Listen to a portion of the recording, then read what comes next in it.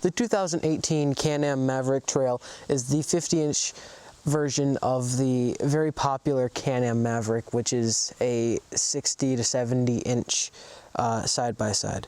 This is the first 50-inch side-by-side that Can-Am has made, and let's just say, they did it good. They made it in two models. They made it in the 800cc version, and they made it in the 1000cc version. They also made it with power steering, and they made it without power steering. This one is the 2018 Can-Am Maverick Trail DPS 1000. DPS is for dynamic power steering.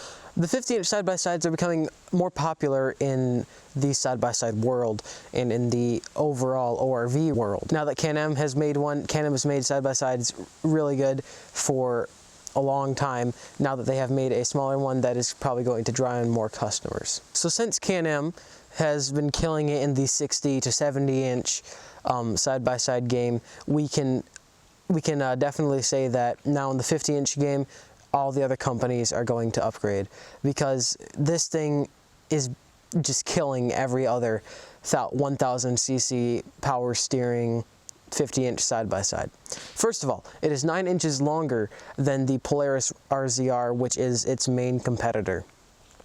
So this is 9 inches longer, so that way it has less of a tendency to flip over like end over end. But with it being a 50-inch, it can flip over, you know, side to side easier than a 60 or 70-inch.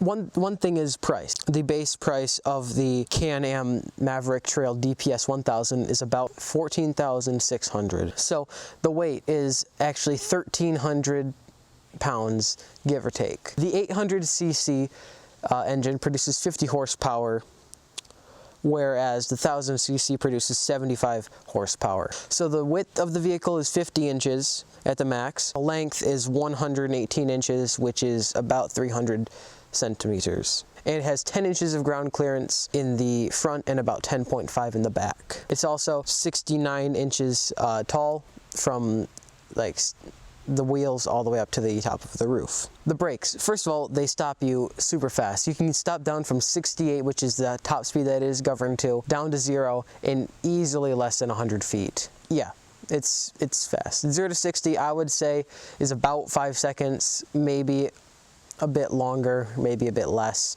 I don't know, but it feels like you're going faster because it is an open top vehicle. You can drift it like you can drift most side-by-sides, but like you shouldn't, because it's kind of dumb.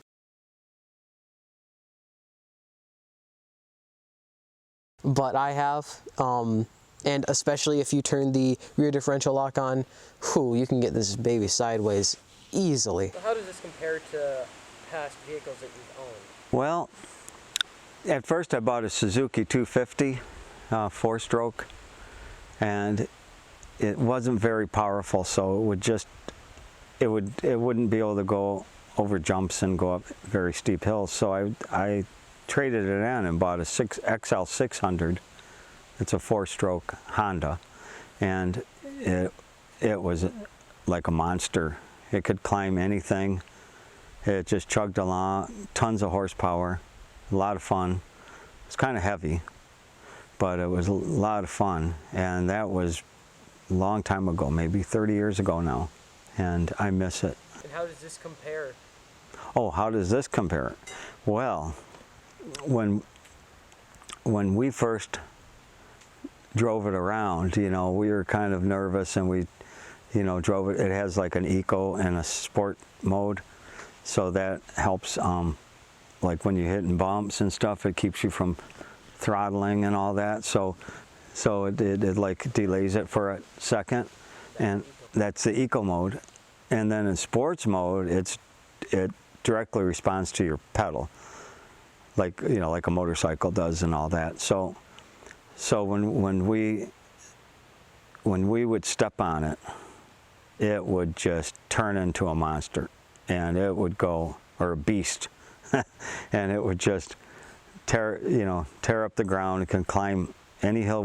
Well, there's a couple of hills that were just way too steep, and the wheels were just spinning, and I was digging a hole in the sand. But it was probably, you know, I didn't start off fast enough. Actually it was somebody else was driving up the hill and didn't make it, and we switched, but I still couldn't start going up the hill because it was too steep. That's the only time that it didn't climb the hill. But if you start at the bottom and you give it some gas, it'll just scream up the hills. So it's like it has two personalities. One, when you're driving along the trails and you're just going slow, and another one when you step on the gas. And you got to be careful when you're in high gear because it will move. Why is it beneficial to have 2 gears as opposed to having to shift gears? Well, it's far easier than to worry about shifting gears because, you know, it's one distraction you don't have to deal with. And with low and high, you basically go up to 25 miles per hour in low, and that'll cover most any tight trails and most any, you know, gnarly type hills and stuff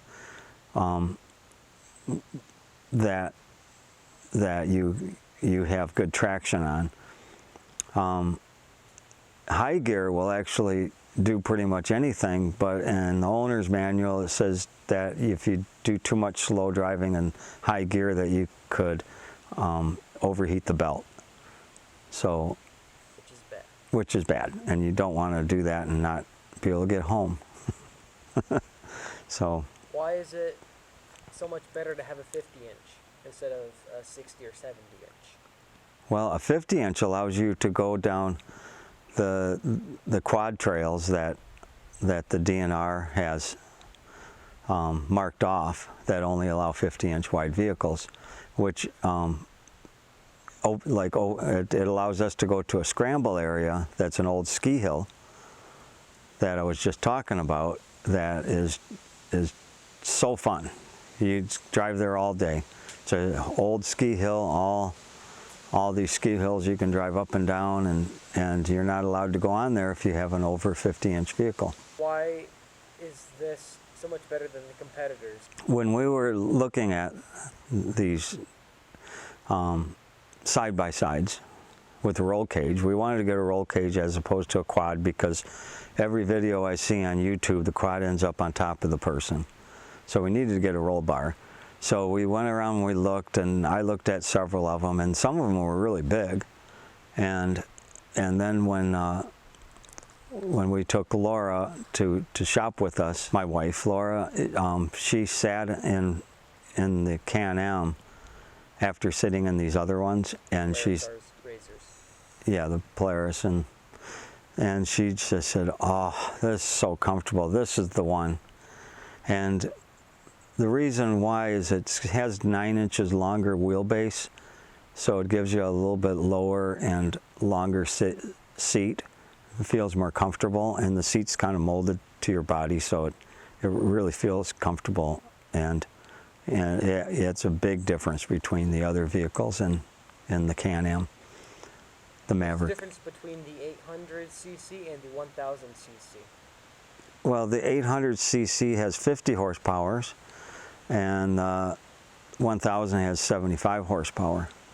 And the 1000 comes with the doors and the skid plate, and then our model, well, the DPS, I guess, comes with some extra features too. I'm not 100% sure, but it does have a roof, and well, you can see it. It has bumpers, roofs, doors, and you feel much safer with the door. Oh, and of course, it's a lot more powerful.